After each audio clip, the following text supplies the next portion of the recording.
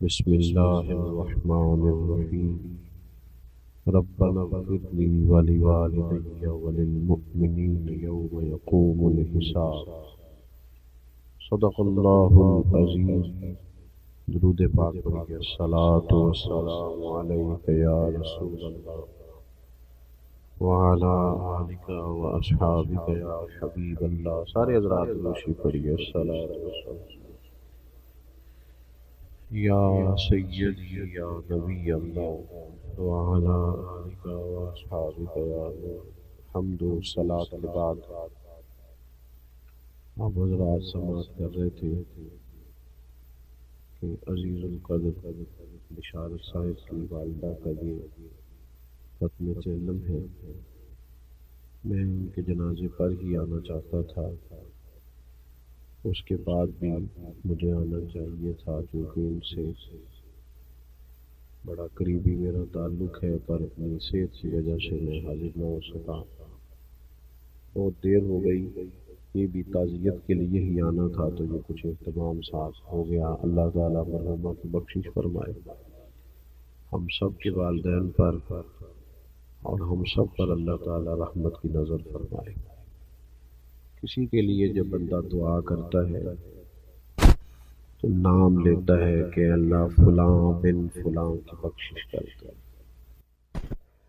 لیکن جب بندہ والدین کے لیے دعا کرتا ہے تو پھر نام نہیں لیتا، بلکہ قرآن پاک میں دعا یہ سکھائی ہے، والدین اگر چلے بھی گئے ہوں، قبروں میں بھی ہوں، تو پھر بھی دعا یہی ہے کہ ربنا اغفر لی ولوالدی، اے اللہ مجھے بھی بخش دے اور میرے ماں باپ کی بھی مغفرت فرما دے۔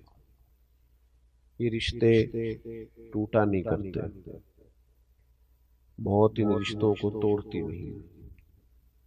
جس طرح ماں باپ کے ساتھ زندگی میں رشتہ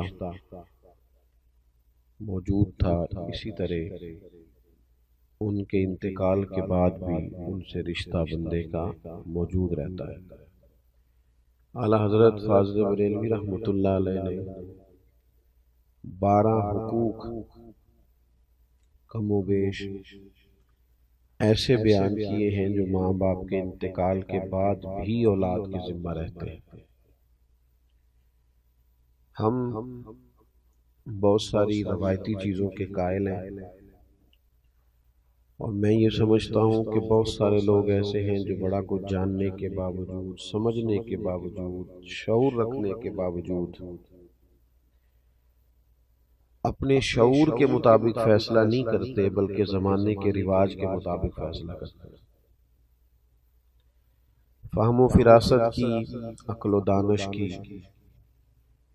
ساری ان کی آنکھیں کھل جاتی ہیں، پر پھر بھی وہ دیکھتے ہیں کہ سوسائٹی کدھر جا رہی ہے، معاشرہ کیا کہتا ہے، لوگ اس معاملے میں کیا کرتے ہیں، لہٰذا مجھے بھی وہی کرنا ہے۔ یہ رشتہ بھی موجود ہے اور اس رشتے کے حقوق بھی موجود ہیں۔ کرنے کا کام یہ ہے کہ اپنے ارد گرد کے ماحول کے مطابق نہیں، اللہ اور اس کے رسول کے بتائے ہوئے طریقے کے مطابق ہم والدین کے بعد ان کے لیے طریقہ کار اختیار کریں۔ اصالِ ثواب ایک مسلمہ چیز ہے۔ اب ہمارے ہاں اصالِ ثواب کے لیے بہت لمبا چوڑا اہتمام ہوتا ہے، تو وہ اصالِ ثواب کی بجائے بہت ساری جگہوں پہ دعوت بن جاتی ہے، اور اب تو گھروں میں جگہ کی دقت کی وجہ سے میرج ہالوں کے اندر اس کو جب سے منتقل کیا گیا ہے تو تب سے تو وہ ایک باقاعدہ نظریہ ہی ایک اور طرح کا ہوتا ہے، وہ تو ایک بالکل ماحول ہی اور نظر آتا ہے۔ اصالِ ثواب کا مطلب یہ ہے کہ آپ کوئی بھی خیر کا کام کریں جس پر ثواب کی امید کامل ہو اللہ کی بارگاہ سے، پھر وہ ثواب آپ اپنے والدین کے لیے یا کسی بھی جانے والے کے لیے وقف کر دیں، اس کو آپ اصال کر دیں۔ اور نبی پاک علیہ الصلوۃ والسلام کی خوبصورت تعلیمات میں اس کے ہمیں طریقے ملتے ہیں۔ حضرت سعد رضی اللہ تعالیٰ عنہ نے عرض کیا یا رسول اللہ صلی اللہ تعالیٰ علیہ وسلم میری والدہ کا انتقال ہو گیا ہے، وہ ایک غلام آزاد کرنا چاہتی تھی۔ یا آپ نے کبھی پرندوں کو آزاد ہوتے دیکھا ہے؟ کچھ لوگ پرانے زمانے میں پرندے آزاد کراتے تھے پیسے دے کے، کسی نے اگر پرندے پکڑ لیے تو وہ اپنے شوق سے کہ ان کو، اقبال نے پرندے کی فریاد بھی لکھی ہے نا، آتا ہے یاد مجھ کو گزرا ہوا زمانہ، وہ باغ کی بہاریں وہ سب کا چہچہانا، پرندہ کہتا ہے۔ اب اس قید کا الہی دکھڑا کسے سناؤں، یہ ڈر ہے کہ فقط میں اس غم سے مر نہ جاؤں۔ قید ظاہر ہے مشکل کام ہے، پرندے لوگ آزاد کراتے تھے، بلکہ بعض لوگ یہ کہتے تھے کہ اگر کوئی قیدی ہو گیا ہے ناجائز مقدمے میں تو پرندے آزاد کرو، اس کی برکت سے اس پر فضل ہوگا۔ بہرحال پرندہ بھی جب آزاد ہوتا ہے تو وہ محسوس کرتا ہے کہ میرے پر کھل گئے ہیں، میں اب دنیا میں لوٹ آیا ہوں۔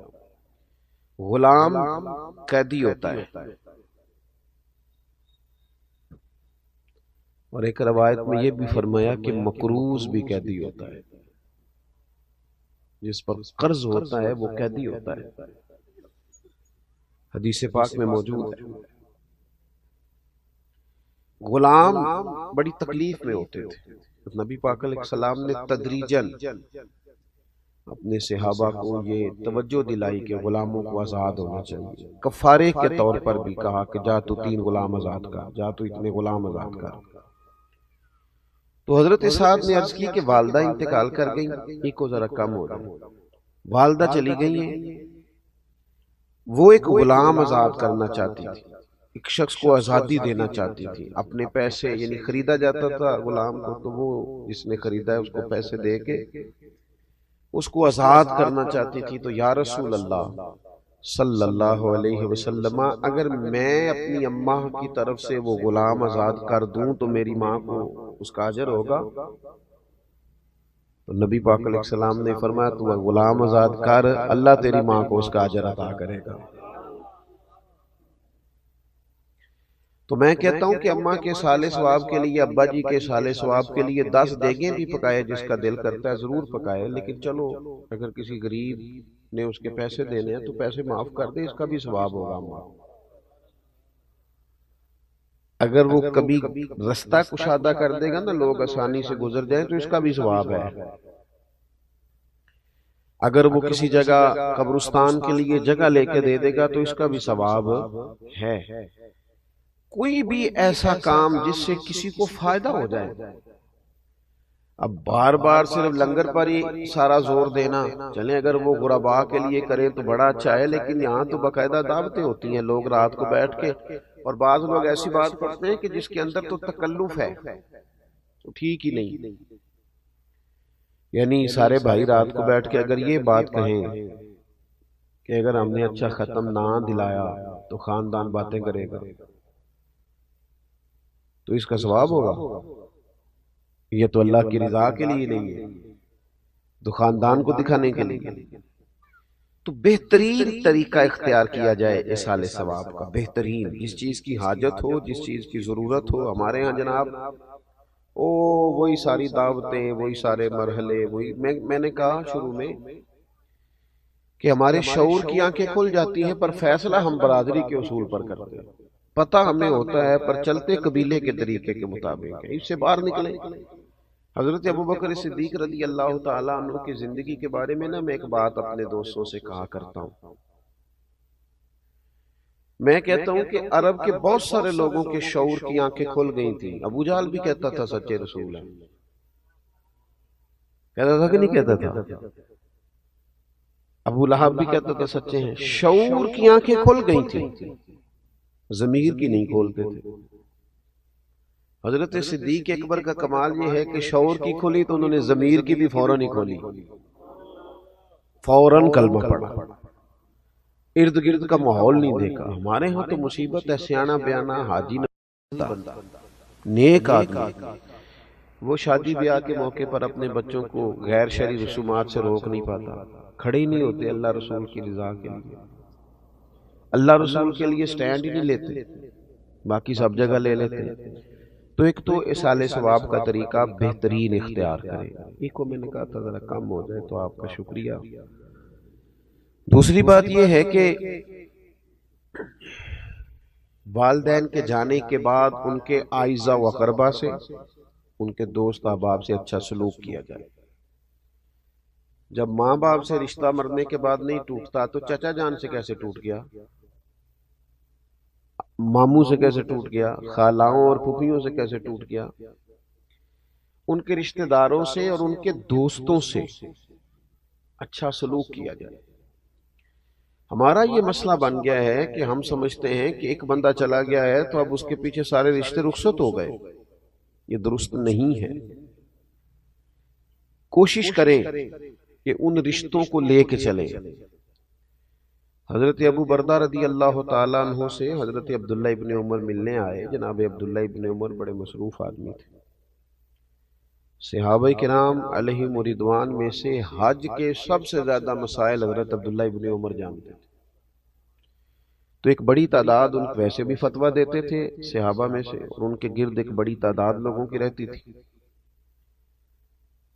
تو حضرت ابو بردہ سے جب وہ ملنے گئے تو وہ بڑے حیران ہوئے کہ آپ ایک مصروف آدمی ہیں، میرے پاس کیسے آ گئے؟ تو فرمانے لگے اس لیے آیا ہوں کہ آپ کے والد میرے والد جناب عمر کے دوست تھے۔ کوئی نہیں سمجھ آئی آپ کو میں نے کیا کہا؟ اپنے یار دو ملن نہیں آیا، اپنی یاری نہیں پگتان آیا، ابا جی دی یاری نبیڑن آیا، والد صاحب کی اس دوستی کو نبھانے آیا۔ آپ کے والد میرے والد کے دوست تھے، اور فرمانے لگے میں نے نبی پاک علیہ السلام سے سنا ہے کہ جو والدین کے انتقال کے بعد قبر میں بھی ان سے اچھا سلوک کرنا چاہے وہ ان کے دوستوں سے اچھا سلوک کرے، ان کے رشتوں کو لے کے چلے، اس تعلق کو نبھائیں۔ ہمارے یہاں لوگوں کا یہ رویہ ہو جاتا ہے کہ میری اماں جی گئی تو میرے ننیال والے گئے، ابا جی گئے تو میرے ددیال والے گئے، ان رشتوں کو نبھایا جائے۔ تیسری بات، بس اسی پر میں نے گفتگو کو ختم کر دینا ہے، وہ ہے دعائے بخشش، دعائے مغفرت۔ صوفیہ کرام فرماتے ہیں یہ جو اللہ تعالیٰ نے ہمیں کہا ہے نا کہ تم مجھ سے دعا کرو تو میں تمہاری دعا پر کسی بندے کی بخشش کر دوں گا، تم دعا مانگو، تو فرماتے ہیں یہ بہت بڑی عزت دی ہے اللہ نے ہمیں۔ کسی جگہ بھی ہر آدمی کی سفارش نہیں سنی جاتی، لیکن مالک کہتا ہے تم مجھ سے کہو میں معاف کر دوں گا۔ 40 بندے جنازہ پڑھ دیں، 3 صفحے جنازہ پڑھ دیں، 3 بندے جنازہ پڑھ دیں، ہے نا حدیث پاک میں سارا کچھ، تم آؤ آ کے کھڑے ہو جاؤ، اس کی بخشش کی دعا کرو میں معاف کر دوں گا، تو کہتے ہیں یہ تو اللہ نے ہمیں عزت دی، ورنہ ہم اور رب کی بارگاہ تو چھوٹی سی جگہ بندہ سفارش کرے تو قبول نہیں ہوتی، اور مالک کہتا ہے تم کہو نا میں معاف کر دوں گا۔ اور ہم کیا کرتے ہیں؟ آپ کبھی ڈاکٹروں کے پاس ان بچوں کو دیکھیں جو دوائیوں کے سیل مین بن کے آتے ہیں، میڈیکل ریپس، کبھی دیکھیے گا، مجھے موقع ملا دیکھنے کا۔ وہ جب آتے ہیں نا تو وہ بالکل لباس عمدہ ان کے حساب سے،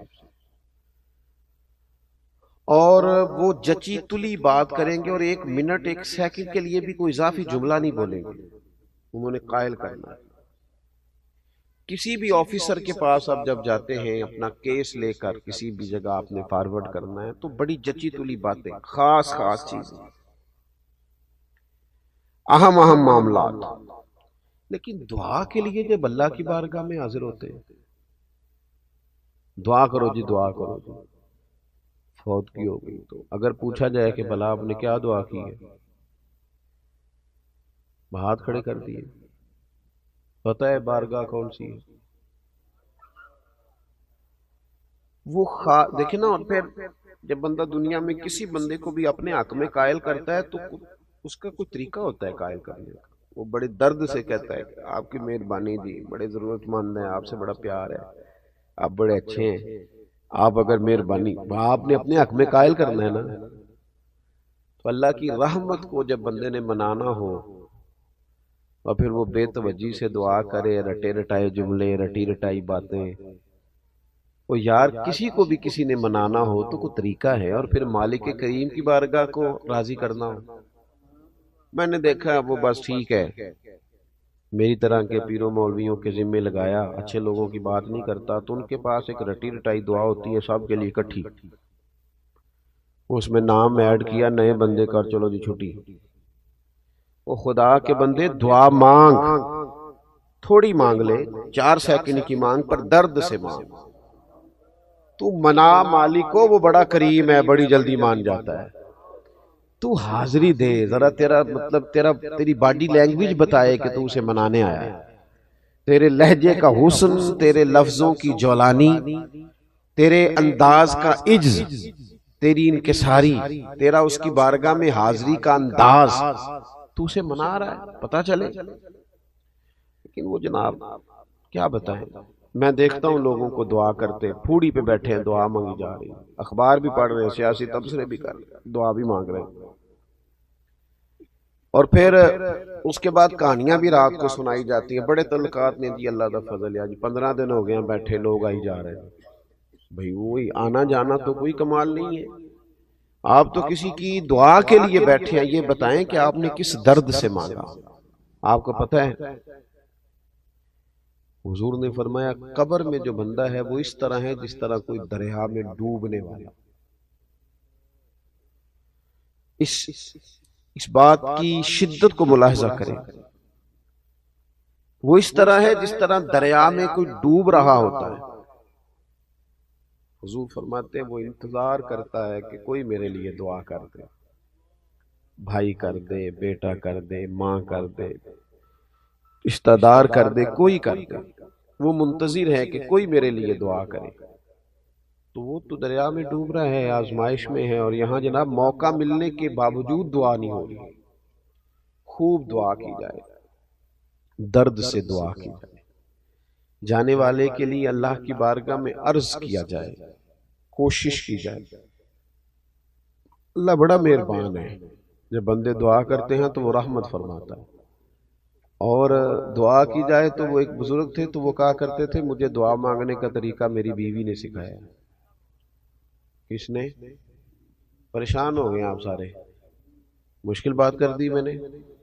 اللہ تعالیٰ آپ کو جزائے خیر دے، خیر جہاں سے بھی ملے سیکھنی چاہیے، اللہ آپ کو سلامت رکھے۔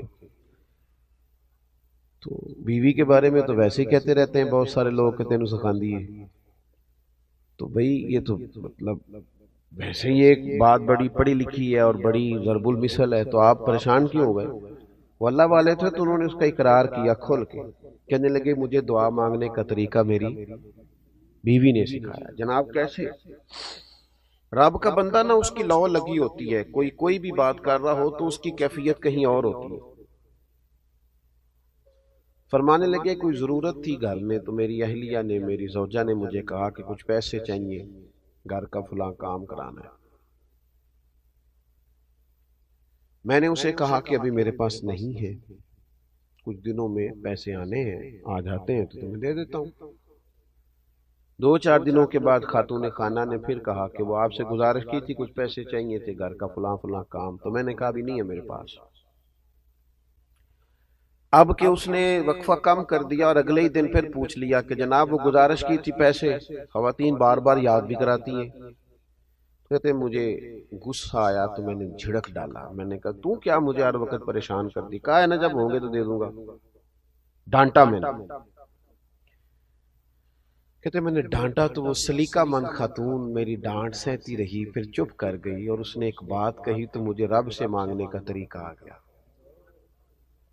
وہ کہنے لگی تھوڑی دیر چپ رہنے کے بعد آپ ہی میرے شوہر ہیں، آپ سے نہ کہوں تو پھر میں کس سے جا کے کہوں۔ کہتے ہیں اس نے بات کہی، وہ چپ کر گئی تو میں رو پڑا۔ مجھے کہنے لگی کیا ہوا؟ میں نے کہا مجھے بھی سمجھ آ گئی ہے، جب میں کہوں گا نا تو ہی میرا رب ہے، تو میں نہ تجھ سے نہ کہوں تو مجھے بتا میں کس سے کہوں، میں کمزور پڑ گیا ہوں، کچھ چیزیں مجھ سے نہیں ڈیل ہو رہی، کچھ معاملات میں مالک میں چاہتے ہوئے بھی کامیاب نہیں ہو پا رہا، نیک نیتی بھی ہے، ارادوں کا وضو بھی ہے، اللہ میں تجھ سے نہ کہوں تو پھر میں کس سے کہوں؟ اجیب دعوت الداعی اذا دعان، وہ تو فرماتا ہے تو جب بھی دعا کرے گا میں تیری دعا قبول کر لوں گا۔ تو دعا کا رشتہ تھوڑا مضبوط کرے، اپنے جانے والوں کے لیے بالخصوص دعا کرے۔ وہ بھی ہم کسی سے کراتے ہیں، قرآن شریف بھی کسی سے پڑھوا لیتے ہیں، فلانا کام بھی کسی سے کرا۔ ہم نے کیا کیا اپنے ماں باپ کے لیے؟ ہم نے کیا کیا؟ وہ اتنے سپارے فلانا دے دے، اتنے دے لیں، ٹھیک ہے، درست ہے، ناجائز نہیں، پر یہ کہ میں نے کیا کیا اپنے ماں باپ کے لیے؟ تو سارا کوئی دوسروں نے پڑھ کے دیا۔ وہ جو ساری زندگی انہوں نے میرے نام کر دی، جوانی میں بھی کپڑے سادے پہنے، اور جنہوں نے تھوڑا کھانا کھایا اور اولاد کو پالا تو ہم نے کیا دیا ان کو؟ تو اگر دعا بھی مضبوط نہیں ہو سکتی تو پھر پیچھے بچا کیا؟ تو یہ تین باتیں میں نے آپ کی خدمت میں عرض کی ہیں، امید ہے کہ آپ اس پر توجہ فرمائیں گے۔ ایک تو یہ کہ سال ثواب کا اچھا اور عمدہ طریقہ اختیار کریں، اچھا اور عمدہ۔ چند دن پہلے میرے پاس ایک صاحب آئے تھے، انہوں نے کہا 5 بھائی ہیں، میں جانتا تھا تو وہ باہر سے آئے تھے اپنے والد کے انتقال پر، تو جب میں نے ان کا انداز دیکھا تو میں نے ان سے کہا کہ کہنے لگے میں کچھ کرنا چاہتا ہوں اس سال ثواب۔ تو میں نے کہا آپ کے تو 2 بھائی بڑے کمزور ہیں، بہت غریب ہیں، زیادہ ہی سگے بھائی۔ کہنے لگے ایسے ہی ہے۔ میں نے کہا آپ نا ان کے ساتھ ہی نیکی کر دیں، اللہ بھی خوش ہو جائے گا، ماں باپ بھی خوش ہو جائیں گے۔ تو وہ مجھے کہنے لگے کہ مطلب یہ، میں نے انہیں کہا کہ یہ حوالہ میں آپ کو دکھاتا ہوں کہ حضرت ابو طلحہ رضی اللہ تعالیٰ عنہ نے جب اپنا باغ پیش کرنا چاہا تھا تو نبی پاک نے کہا تھا اپنے رشتہ داروں میں بانٹ دیں۔ تو گھر میں بھی نیکی کریں گے تو اس سے بھی اجر ہوگا، تو اچھا اصال ثواب کریں۔ اور دوسرا، والدین کے جو رشتے ہیں، جو ان کی دوستیاں ہیں، ان کو نبھانے کی کوشش کریں۔ تیسرا، دعا ذرا ذوق والی، ذرا درد والی، ذرا مزے والی۔ میں تو کہتا ہوں ہر کام میں لطف لے کے نا، ہمارے ہاں محفلیں ہوتی ہیں، جلسے ہوتے ہیں، کچھ بھی، جب تک آپ اس میں پورے ذوق میں نہیں نا، پورے لطف میں نہیں، وہ بھی نا، دین کی چیزیں بھی بعض اوقات دنیا محسوس ہوتی، وہ جب تک آپ پر طاری ہوگی تو آپ کو مزہ دے گی، روحانی طور پر مضبوطی آئے گی۔ اللہ کی بارگاہ میں دعا ہے اللہ مرحومہ کی بخشش فرمائے، ہمارے حال پہ رحم فرمائے۔ قاری فیاض صاحب ختم۔ الحمدللہ رب العالمین والصلاة والسلام علی سید الانبیاء والمرسلین۔ ربنا آتنا فی الدنیا حسنۃ وفی الآخرۃ حسنۃ وقنا عذاب النار۔ مالک کریم، جو کلمات خیر سال ثواب کی نیت سے پڑھے گئے ہیں اپنی بارگاہ رحمت میں قبول فرما۔ اس تمام کا اجر و ثواب نبی اکرم نور مجسم شفیع معظم صلی اللہ تعالی علیہ وسلم کی بارگاہ عالی مرتبت میں ہدیتاً تحفتاً نذرانتاً پیش کرتے ہیں، اپنے فضل و کرم سے قبول فرما۔ حضور سید عالم علیہ السلام کا وسیلہ پاک تمام انبیاء کرام علیہم السلام، صحابہ کرام علیہم رضوان، اہل بیت اطہار علیہم رضوان، تابعین، تبع تابعین، علماء، محدثین، مفسرین، ائمہ مجتہدین، سلاسل طریقت کے تمام بزرگان دین کی بارگاہوں میں پیش ہے، اللہ قبول فرما۔ ہم جتنے یہاں حاضر ہوئے ہیں، ہمارے خیش و اقارب، چھوٹے بڑے بوڑھے، جو لوگ دنیا سے چلے گئے، مالک سب کی بخشش و مغفرت فرما۔ ہمارے بھائی بشارت صاحب کی والدہ مرحومہ تیری بندی تیری بارگاہ میں پہنچ گئی، اللہ ان کے ساتھ رحمت والا سلوک فرما، فضل والا سلوک فرما، درگزر والا فیصلہ فرما۔ اس تمام کا ثواب ان کی روح کو پیش کرتے ہیں، مالک اپنے فضل سے قبول فرما، ان کی آخرت کی منازل کو آسان فرما۔ انسان ہونے کے ناطے جہاں جہاں بھول گئیں، اپنے فضل سے انہیں معاف فرما دے۔ دامے درمے قدمے سخنے چھوٹی بڑی جتنی نیکی انہوں نے زندگی میں کی ہے، وہ ساری نیکیاں قبول فرما لے، ان کی چھوٹی نیکیاں بڑی کر کے ان کے لیے ذخیرہ آخرت بنا دے۔ اے اللہ ان کی اولاد کو، ان کے پسماندگان کو صبر جمیل بھی عطا فرما، اور زیادہ سے زیادہ اصال ثواب اور دعائے مغفرت کی توفیق بھی عطا فرما۔ مرحومہ جب قبر سے نکلیں تو نامہ اعمال سیدھے ہاتھ میں عطا فرمانا، اپنے نیک اور پاکیزہ بندوں کی جماعت میں انہیں شامل فرمانا، نبی کریم علیہ السلام کی شفاعت انہیں عطا کرنا، حضور علیہ السلام کے جھنڈے کے نیچے جگہ نصیب فرمانا۔ جتنے بھی کلمات خیر اب مزید اصال ثواب بتایا گیا ہے، مالک وہ بھی درجہ بدرجہ پیش کرتے ہیں، قبول فرما لے، مرحومہ کو اس کا بہترین اجر عطا فرما دے۔ اے اللہ صبح قیامت ان کو اپنے عرش کا سایہ نصیب فرما، حضور علیہ السلام کی شفاعت عطا فرما، دوزخ کی گرمیوں سے محفوظ فرما، جنت کی اعلیٰ نعمتوں کا وارث بنا۔ ہم نے جتنی دعائیں ان کے لیے مانگی ہیں وہ ساری ان کے حق میں قبول فرما، جو ہم نہیں مانگ سکے اور ان کے لیے بہتر ہے تو اپنے فضل سے انہیں عطا فرما۔ امت کی خیر فرما، عالم اسلام کی خیر فرما، پاکستان کی خیر فرما، کائنات کے مالک امت کو غیرت ایمانی اور جذبہ جہاد عطا فرما، شوق شہادت نصیب فرما، ہمارے شعور کو دین کی خوبصورتی نصیب فرما۔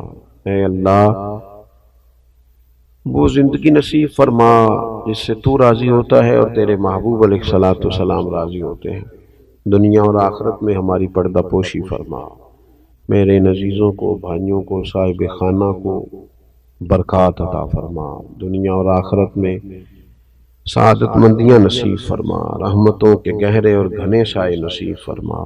اللہم انا نسألک العفو والعافیۃ فی الدین والدنیا والآخرہ۔